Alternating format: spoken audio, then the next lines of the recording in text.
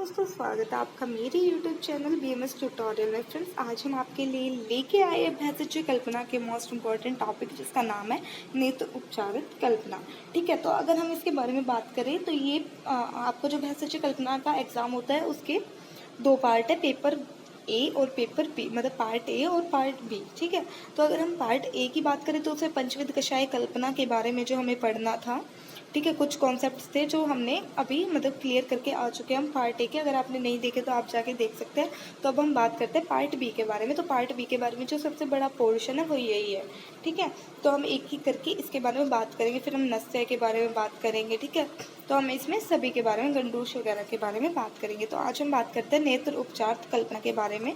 तो सबसे पहले हम आपको बता दें कि जो नेत्र उपचार, मतलब नेत्रों का उपचार करने की ज़रूरत कब पड़ेगी, जब नेत्र रोग हो जाएंगे। ठीक है, तो नेत्र रोग जब हो जाते हैं तो उनके लिए, उनकी चिकित्सा के लिए जो कल्पनाएं तैयार की जाती है उसे क्या कहते हैं, नेत्र उपचार कल्पना। तो अगर हम बात करें नेत्रों की चिकित्सा के बारे में, तो नेत्रों की चिकित्सा के बारे में कौन कौन सी 7 प्रकार की चिकित्सा बताई गई है। सेक, आशयुतन, पिंडी, विडालक, तर्पण, पूटपाक और अंजन। अगर मैं आपको इसको याद करने की ट्रिक बताऊं तो इसकी सबसे बेस्ट याद करने की ट्रिक है सुन, अंजलि, पीवी तो पागल है। ठीक है, आपको कैसे याद हो जाएगा, सुन से आपको याद हो जाएगा सेक, और अंजलि से आपको याद हो जाएगा आशयोतन। ठीक है, पीवी याद रख सकते हैं या पूर्वा याद रख सकते हैं। ठीक है, पीवी से आपको याद हो जाएगा पिंडी और विदालक, और पूर्वा में भी पै और वह आता है, उससे आपको याद हो जाएगा पिंडी और विदालक। ठीक है, तो से आपको याद हो जाएगा तर्पण, और पागल से आपको याद हो जाएगा, जैसे हम पागल लिखते हैं तो उसमें पै और आ आता है, तो आपको याद हो जाएगा पूटपाक और अंजन। ठीक है, तो ये आपको ईजिली याद हो जाएंगे। अब इसके बारे में हम थोड़ा सा और बात कर लेते हैं। तो इसके बारे में अगर हम बात करें तो सबसे पहले हम देखते हैं जो हमारे आचार्य सुश्रुत है, उन्होंने 5 प्रकार का नेत्रों की चिकित्सा बताई गई है। उन्होंने विडालक और उन्होंने जो है वो पिंडी को इसमें शामिल नहीं किया, पिंडी और विडालक को उन्होंने इसमें नहीं शामिल किया। ठीक है, जो हमारे आचार्य षडांतर है उन्होंने 7 प्रकार की ही चिकित्सा उपक्रम बताए। ठीक है, तो सबसे पहले हम एक एक करके सभी की बात करेंगे, 7 के बारे में बात करेंगे। तो सबसे पहले हम देखते हैं सेक के बारे में। तो अगर सेक के बारे में बात करें तो जैसे कि देखो, जो अभिषंध आदि नेत्र रोग होते हैं, मतलब अभिषंध का मतलब जैसे कि कफ वगैरह संचित हो जाना, मतलब श्रोतोष का रुक जाना। ठीक है, तो उनको उन नेत्र रोगों में हम क्या करेंगे, जो सूक्ष्म धरा होती है, देखो हमने कोई भी द्रव्य ले लिया, ठीक है, कोई भी द्रव्य ले लिया और उसमें हमने क्या किया कि भाई जिसको सेक देना है उसको लेटाकर उसकी आंखें बंद करवाकर, ठीक है, 4 अंगुल ऊपर से हमें सूक्ष्म धरा से उस द्रव को गिराया जाएगा, और उसके लिए हम एक स्पेशल पात्र का यूज करते हैं जिसका नाम है चोचनुमा पात्र। ठीक है, आ गया आपकी समझ में। तो इसमें यही था कि हम क्या करेंगे, कोई भी पेशेंट है जिसको हमें ये ट्रीटमेंट देना है उसको लेटाएंगे, उसकी आंखें बंद करवाएंगे, और फिर ऊपर से 4 अंगुल ऊपर से हम सूक्ष्म धारा से हम क्या करेंगे, उस द्रव को डालेंगे, मतलब जो भी द्रव डालना है भाई सेक करने के लिए उसको हम 4 अंगुल ऊपर से डालेंगे। और कौन सा पात्र यूज़ करेंगे, चोचनुमा। ठीक है, आई होप आपको ये साथ ही साथ लर्न हो गया होगा। अब हम बात कर लेते हैं इसके भेदों के बारे में। तो सबसे पहले हम इसके भेदों के बारे में बात करें तो उसके लिए एक वो है ट्रिक है। तो उसके लिए ट्रिक क्या है, छोटी सी कोडिंग है, बस आपको रिलेट करना है। जैसे रोग कितने, दोष कितने होते हैं, वात पित्त कफ, तो ऐसे ही क्या होता है सेक के भी भेद 3 होते हैं। ठीक है, तो क्या होता है, स्नेहन, रोपण और लेखन। ठीक है, ये 3 आपको याद हो जाएगा। तो स्नेहन किस में दिया जाता है, वातज रोगों में, वातज नेत्र रोगों में, और रोपण किस में दिया जाता है, पित्तज और रक्तज में। रक्तज आपको कैसे याद रखना है, पित्त से, जो पित्त का आश्य व आश्य भाव है वो क्या है, रक्त। ठीक है, तो रोपण आपको ऐसे याद हो जाएगा। ठीक है, और कफत से आपको क्या याद करना, लेखन। ठीक है, तो ये 3 आपको याद हो गए, स्नेहन, रोपण और लेखन। ठीक है, अब इनकी मात्रा देख लेते हैं कि भाई ये कितनी मात्रा में देना है। तो सबसे पहले हम क्या करेंगे, स्नेहन में क्या करेंगे, जैसे वातज नेत्र रोग है तो उसमें हम क्या देंगे, स्नेहन देंगे। तो स्नेहन को हमें कितने मिनट तक देना है, 6 मिनट तक। जो द्रव्य है उस द्रव्य को 4 अंगुल ऊपर से सूक्ष्म धारा से कैसे डालना है, 6 मिनट तक। ठीक है, पित्तज में हमें क्या करना है, 4 मिनट तक, और लेखन में हमें क्या डालना है, 3 मिनट तक। ठीक है, अब हम बात कर लेते हैं कि इसका प्रयोग कब कब करना है। तो अगर हम बात करने की बात करें तो सबसे पहले हम देखते हैं जो आचार्य सुश्रुत है और षडांतर है।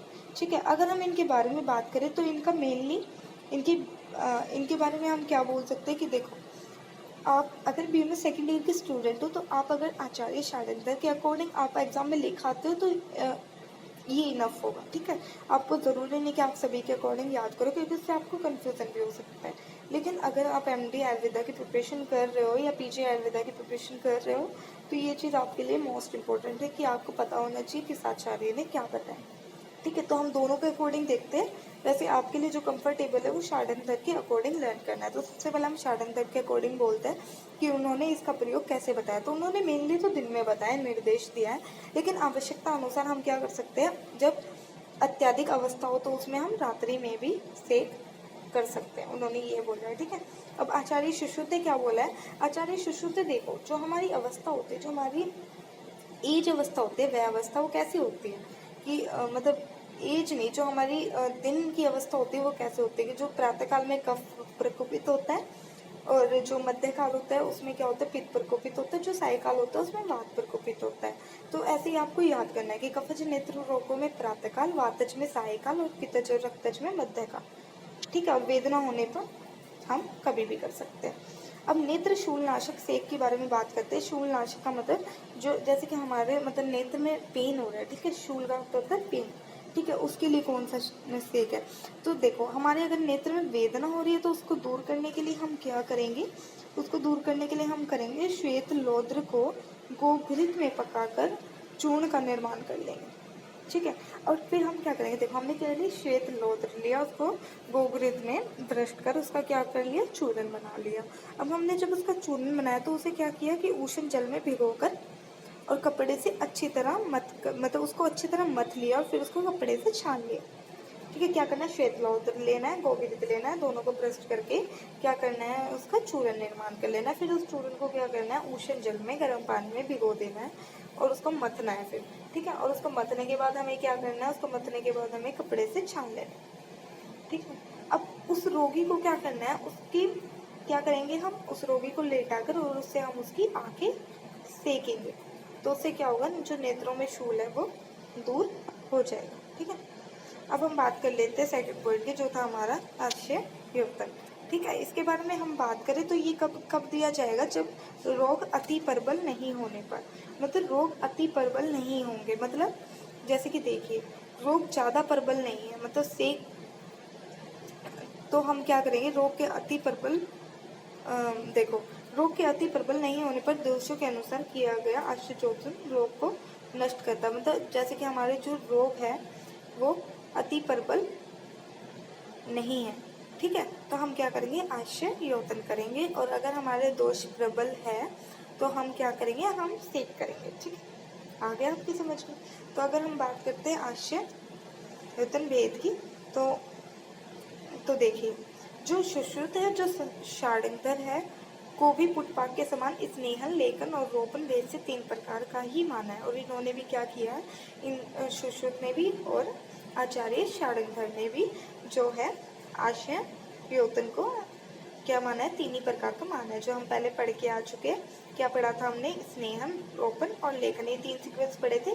स्नेहन को वात में, रोपण को पित्त और रक्तज में, और लेखन को किस में किया था हमने, लेखन को हमने किया था कफज में। और मिनट कितनी थी, 6 मिनट में स्नेहन वाला था, रोपण वाला था 4 मिनट में, और लेखन वाला था 3 मिनट में, ठीक। तो ऐसे ही इसको करना है। देखिए हमने क्या किया था पहले कि वातज में हमने देखो लेखन, स्नेहन और रोपण, ठीक है। तो इसको भी ऐसे ही आपको इस सीक्वेंस में याद करना है, लेखन, स्नेहन और रोपण, ठीक है। लेखन में हमें कितने डालने हैं, 7 से 8 बूंद डालने हैं, और स्नेहन में हमें क्या डालने हैं, 10 बूंद डालने हैं, और रोपण में हमें क्या डालने हैं, 12 बूंद डालने हैं। देखिए आपने मतलब आई ड्रॉप देखा है जो हम डालते हैं, तो ये उसी के अकॉर्डिंग ये होगा, मतलब इसमें क्या होगा कि आश्चर्य योतन का मतलब है कि जब ज़्यादा मतलब दोष प्रबल हो, कई बार हमारी आइज रेड हो जाती है, हमने नॉर्मली आई ड्रॉप डाल लेते हैं और हम ठीक हो जाते हैं। तो आश्चर्य योतन मतलब एक टाइप से आप मॉडर्न लैंग्वेज में उसी को समझ सकते हैं, ठीक है। तो आश्चर्य योतन का मतलब शीतकाल में तो इसे उष्ण लेना है और उष्ण काल में शीतल द्रव्य लेना है, ठीक है। हमने इसकी मात्रा बता दी, इसके प्रकार बता दिए और कैसा क्या लेना है। देखिए अब इसको डालना कैसे है, तो सबसे पहले क्या करेंगे, रोगी को निर्वात स्थान पर कोई मतलब बिल्कुल प्लेन सरफेस पर लेट डालेंगे, फिर उसके बाएं हाथ से 2 उंगलियों से नेत्र को खुलवाएंगे, दूसरे वाले नेत्र को, और फिर क्या करेंगे, या तो ड्रॉपर ले लेंगे या रुई से जो भी द्रव है उसको दाहिनी आँख में डालेंगे, ठीक है। और वो जितना बताया होगा, जैसे कि लेखन का 8 था, ठीक है, स्नेहन का 10 से 12 था, ठीक है। तो 12 था और उसका 10 था, तो इसके अकॉर्डिंग हम देख लेंगे कि भाई कितना डालना है, ठीक है। और फिर उसके बाद क्या करेंगे, उसके बाद स्वच्छ कोमल कपड़े से आँख को साफ कर देंगे, ठीक है। हमें ये करना है आशयतन में। अब हम बात करते हैं, अब इसके भेदों के बारे में बात करते हैं कि वात आदि भेद से कैसा होगा। तो वातज, देखो जो वातज नेत्र रोग होंगे उसमें तिक्त और स्निग्ध द्रव्यों का यूज किया जाएगा, ठीक है। पित्तज में कैसा किया जाएगा, मधुर और शीतल का। और कफज में कैसा किया जाएगा, तिक्त और उष्ण वृक्ष का किया जाएगा, ठीक है। अब वातज में अगर हम बात करें तो वातज में हम क्या करेंगे, बिल्व, अग्निमय, शोनाक, पाटला, गंबारी, बृति एवं सहजन का क्वाथ बनाकर गुनगुना आँख में डालने से वात अभिषंध रोगों का नष्ट होता है। और पित्तज के भी हमने कुछ बता रखे, तो ये आप सीक्वेंस इसको देख सकते हैं, ठीक है। अगर आपको लर्न करना है तो आप लर्न कर सकते हैं। वैसे हमने द्रव्य बता दिए कि कैसे, मतलब कैसे गुण वाले द्रव्य होने चाहिए, ठीक है। तो अब पित्तज के बारे में बात करें, नीम पत्र को जल में पीसकर लोत्र की छाल पर लेपकर अग्नि में तपाकर पीसकर रस निकालने के बाद आँख में डालने से वातज, रक्तज, पित्तज, अभिसंधि दूर करता है, ठीक है। इसमें हमने क्या करना है, जो नीम के पत्र है उनको लोद्र की छाल में पीसकर और उसको अग्नि पर तपा लेंगे, ठीक है। फिर उसको पीसकर रस निकालेंगे, ठीक है, और आँख में डाल लेंगे। अब देखिए इसमें त्रिफला, वैसे ये मेनली ज़रूरी नहीं है, लेकिन जो त्रिफला होता है वो सभी प्रकार के त्रिदोषहर होता है, तो ये भी मतलब त्रिदोषों को हरता है, मतलब सभी प्रकार के अभिषंधों को हरता है, आप इसे याद कर सकते हैं। अब इसके बारे में हम बात करते हैं, जो त्रिविध आश्चर्य होता है, मतलब वातज, पित्तज, कफज तीनों नेत्र रोगों में होगा, वो देना 1 मिनट तक धारण करना आँखों में, ठीक है। दूसरा, आँखों में निन्मेष बंद कर खोलना, मतलब आँखों में क्या करना है, आँखों को बंद करना है, खोलना है, ठीक है। आँखों को घुमाना है बार बार, और आँखों को मतलब जैसे क्या करना है, मेनली तो आँखों की मूवमेंट करनी है और 1 मिनट तक डाले रखना है, ठीक है। ये सब बताया गया है। अब हम इसके प्रयोग के बारे में अगर हम बात करें तो आश्चर्योत्तन का कब प्रयोग किया जाता है, जब वेदना हो, ठीक, कंडू हो, अश्रु, मतलब आँखों में से पानी आ रहा हो, दाह हो रही हो, थोड़ी सी जलन हो रही हो, या मतलब जैसे कि देखिए कुछ डल गया हो आँखों में, ठीक है, तो तब हम इसका यूज़ करते हैं। अब आश्चर्योत्तन की बात करें तो रात्रि के समय इसका प्रयोग निषेध माना गया, ठीक है। इसका प्रयोग रात्रि के समय नहीं होता है। अब इसमें हमने 2 टॉपिक्स की बात कर ली है, ठीक है, सेक और आश्चर्योत्तन की। इसके नेक्स्ट वीडियो में हम इसके सेकंड पार्ट में हम आगे की बात करेंगे। अगर आपको ये नोट्स चाहिए तो आप टेलीग्राम पे जाके ले सकते हैं। अगर आपको हमारी वीडियो पसंद आए तो यार प्लीज़ लाइक कर दे और चैनल को सब्सक्राइब करना ना भूलें। धन्यवाद।